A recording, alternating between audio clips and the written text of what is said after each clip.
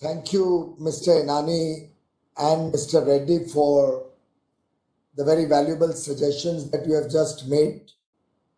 Mr. Anil Agarwal, Ms. Khyati Naravne, other friends who have joined this interaction from FTCCI, ladies and gentlemen.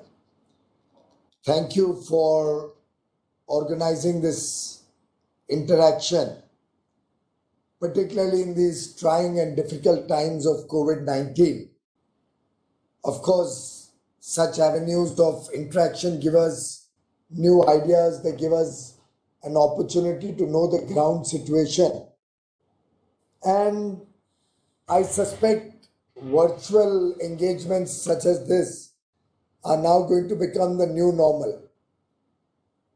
Of course, it's very good for all of you also, because any meeting with me would have meant so many of you would have had to fly down to Delhi, spend a whole day here. Some of you may have had to come the previous day. You would also have to wait if I was busy in some other engagement. Even today, a very important meeting with my party president came up at 3:30, which was the original time of your meeting. We were quickly able to reshuffle the program and engage with each other because it was virtual. If it was physical, possibly we couldn't have done that. There would have been a problem of your flights. Some of you wouldn't have reached by this time. Conference rooms would not have been available. So many other issues could have happened. So this is all the new learnings from COVID-19, which I hope will help not only government reorient and improve our style and work of functioning, but will help all of you in your businesses, in your work. And I think it's this, the global world is going through disruption. But out of this disruption, I see very good times ahead of us. How strongly we can emerge through our resilience, through our collective efforts, and reshuffling old business processes, re-engineering old business style of working is going to define success in the days and months to come. In fact, all of us have to change our mindset. We in government, you in business. And when all of us align ourselves to the new normal, I suspect we have better times waiting for us. I'm tempted to read out a quote from Charles Darwin, who had said, and I quote, "It is not the strongest or the most intelligent who will survive, but those who can best manage change." I think it's very appropriate for today's time, today's day and age. We all have to rise to this occasion, rise in our battle against this pandemic, against this crisis. We all have to reorient our policies, our practices, look at deeper engagement with each other, but also better performance going forward. And I can only share with you what some of the things we have been doing. For example, the Indian Railways has been reorienting its freight operations, its passenger operations, and our timetable. A lot of major decisions are being taken, which will help us give better service to industry. And I've opened my phone not to see any other message, but to read out yesterday's statistics of freight performance. Yesterday was 29th September. Yesterday, we have moved 33% more freight on Indian Railway system than we moved on 29th September 2019. 33% more, 1/3 more. Can any of you believe that? I couldn't believe it when I saw the message today morning. Over the first 29 days of September, and I suspect today will not be much different, we have moved 15% more freight than we moved in September 2019. How does that sound to you? We have moved 15% more freight than 1 year ago in the same month of September. While, of course, in the aggregate from April to September, we are still down by about 9%.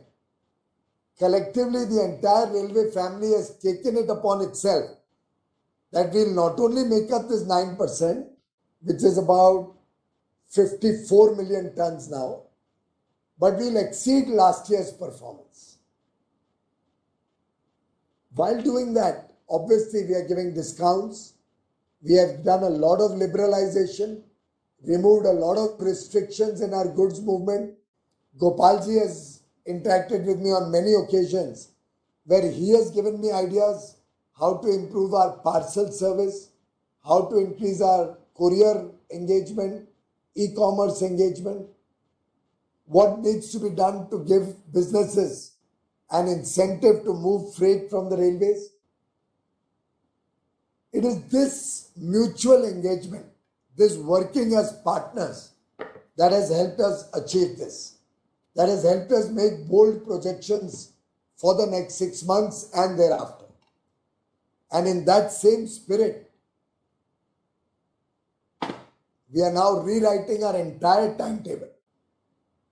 Freight trains will be a part of timetable. Freight trains will have designated paths. And you'll be happy to know the average speed of a freight train today is about twice what it was 1 year ago. Twice, 100% increase. So what material you send from Hyderabad to Guwahati, which used to take 1 week earlier, is now going in less than 2 days. Orient your own working, your own businesses. रोने धोने से कुछ नहीं होता है. If you keep crying over COVID, you are bound to fail. If you will not feel bad, I will say you deserve to fail. Because businessmen are not meant to cry. Businessmen have to show resilience. Businesses have to work within difficulties, within circumstances, and over true entrepreneurship is all about. And my confidence is that you have that resilience. I know businessmen in Hyderabad can overcome the worst challenges. You have the capacity to overcome any difficulty.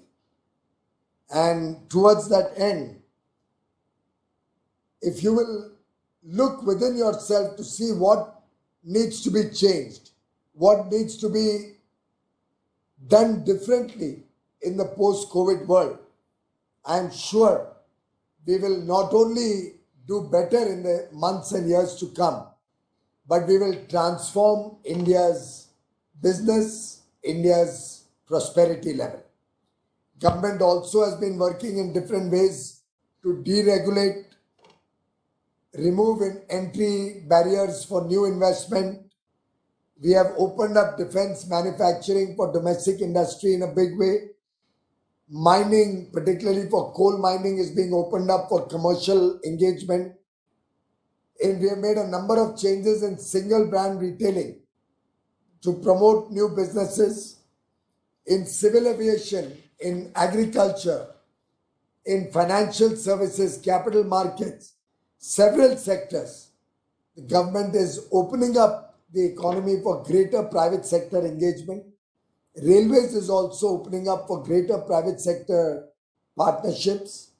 And I am confident that working together, business and government will ensure that the economy not only goes back to the old levels of prosperity and growth, but under the Atmanirbhar Bharat package and the various initiatives of the government, we will together overcome this pandemic and make sure that our slogan of Sabka Saath, Sabka Vikas is successful and earns the trust of the people of India सबका विश्वास, और ये करने के लिए हमें सबका योगदान भी चाहिए। ये योगदान आप सबसे हमारी अपेक्षा है, हमारी प्रार्थना है। We hope you will all cooperate, you will all participate in our collective effort to change the destiny of 135 crore Indians in the years to come. In fact, by unshackling the agricultural sector, by opening up the agricultural sector to greater participation by the private sector, by opening up avenues for our farmers, giving him options, he will obviously have the option of minimum support price, which is an institutional mechanism and will continue to be there in the future also. He will also have the option to sell in the mandi.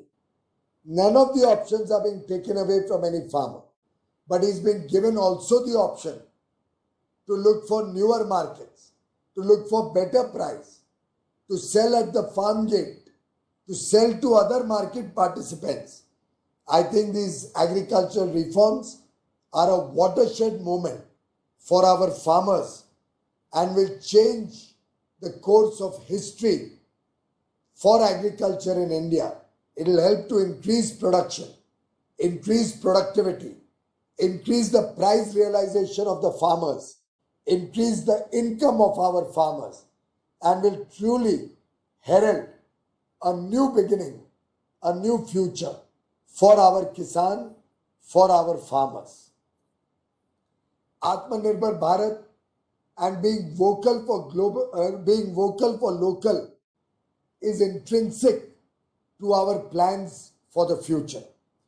India will create an economy where quality products are made at large scale within the country so that we can become a more and more self-reliant economy. You will recall that when we went down into the lockdown in March earlier this year, India was not making personal protective equipment. We were hardly having a few thousand in stock. We had no testing kit manufacture of the scale required. Masks would have been in short supply. We would not have been able to meet the requirements of ventilators in the country. But rising to the occasion, our Indian industry has today made India one of the world's largest manufacturers of PPEs, masks, testing kits, ventilators, and we have become self-reliant in these products. So much so that we have now started exporting these products. Similarly, our pharma industry, a lot of which is located in and around Hyderabad, has done India proud by providing for the needs of the world during this pandemic period.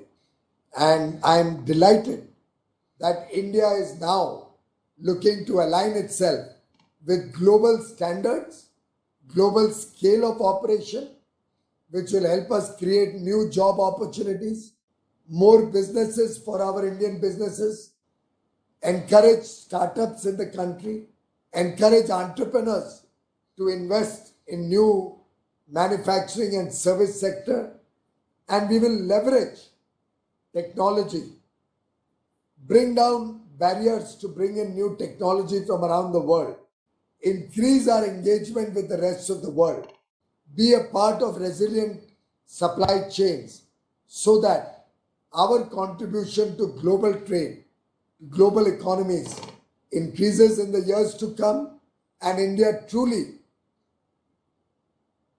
becomes a global partner for businesses around the world. Atmanirbhar Bharat is not about closing India's doors to global engagement. Atmanirbhar Bharat actually opens the doors of India wider to global engagement, to get modern technology from other parts of the world. Products which are not economically manufactured in India, we will import in larger quantities so that we can provide service to India and our Indian brothers and sisters.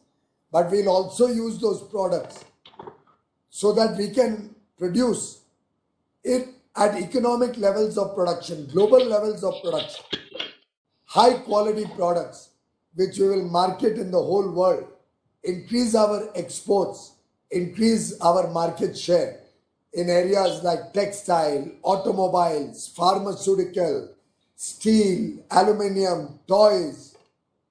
There are so many sectors which we have identified, where in leather products, footwear, where we have the capacity to become global dominant players. Government of India is working in partnership with state governments, with local bodies to identify and expand India's engagement in these products. We are also looking at how we can make single window clearance a reality, a genuine reality, where you don't have a window behind which hundreds of doors open, but all approvals come on one platform and businessmen find it easier to do business in India, both our local entrepreneurs and our international business conglomerates. We believe India has great potential given our strengths in digital technology, given our capabilities of data analytics, artificial intelligence, to improve the services that we provide 1.3 billion Indians.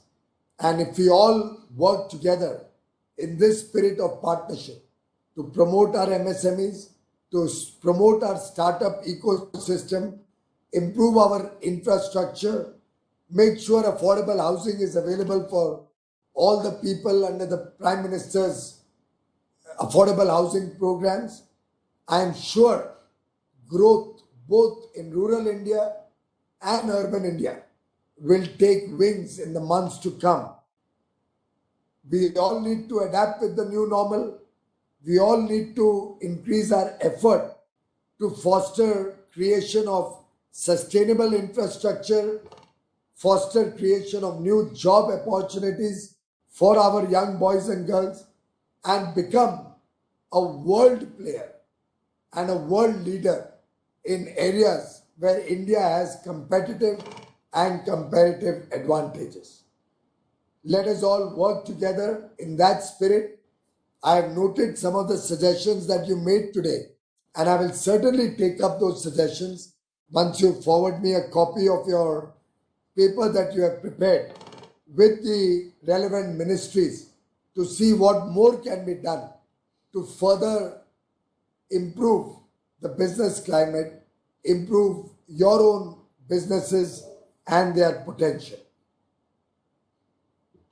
I am sure such engagements between industry and associations and businesses with the government of India and with and other bodies will help improve both the sentiment, the business sentiment, and the mindset both of government and industry.